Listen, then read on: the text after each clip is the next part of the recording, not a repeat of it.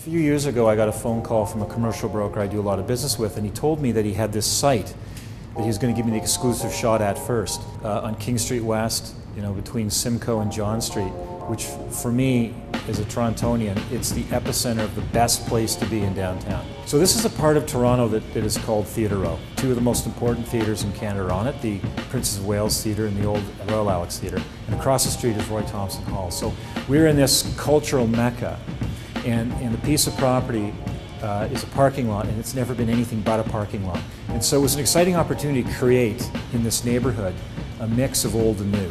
So this is really an area that has been designated for Torontonians to enjoy. It's really a local social place. And so I thought it would be exciting to deliver something dramatically different than the historic nature of the area. Took a look at the site, I realized instantly what I wanted. I wanted a super high, thin, clean, modern glass tower, and I wanted a really cool forecourt park with a fountain and some other neat things on it that would sort of invite people into it, and it would become a City of Toronto property, in that anyone, it wasn't just for the condo, it would be for anybody. So we were going to create a cool amenity, and I thought I'd call it Theatre Park.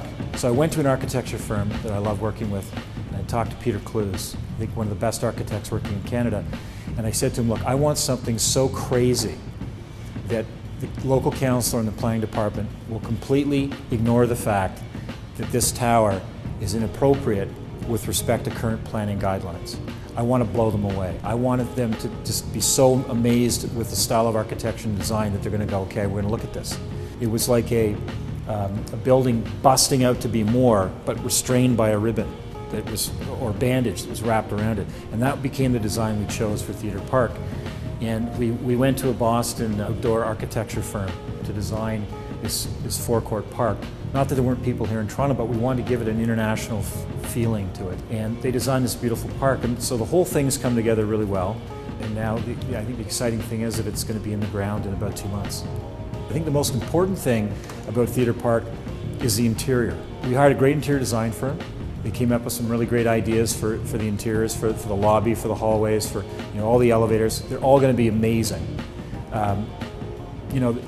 Our 450 square foot apartment, which is most people call it a junior one bedroom, it's so well designed and so well laid out that it actually feels like a 600 square foot apartment.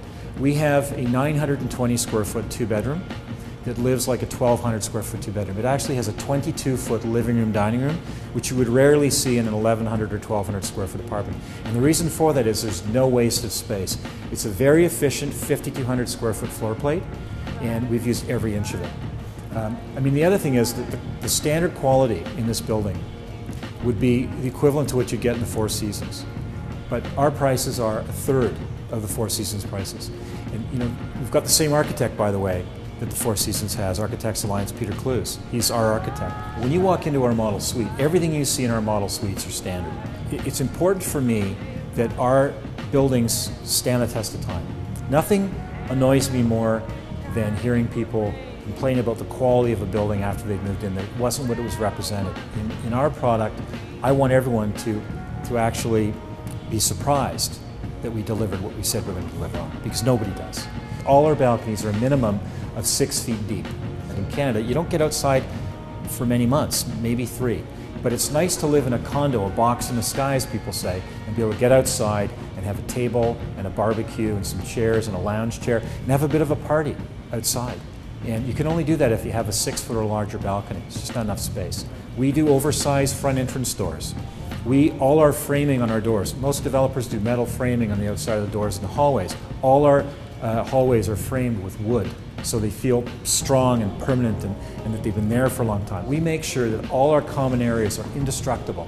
I walk through every building during the construction period, and I make sure that all of these things get adhered to. So for instance, when the building's completed and we're just finishing up the lobby, I will make site changes that cost us a lot of money, sometimes over $100,000, to make our lobbies and hallways more sustainable, so that a year or 2 or 3 after I walk through the hallway and the lobbies, they don't look like they're run down. They look like they're brand new. And that's very important to us, that our buildings stand the test of time.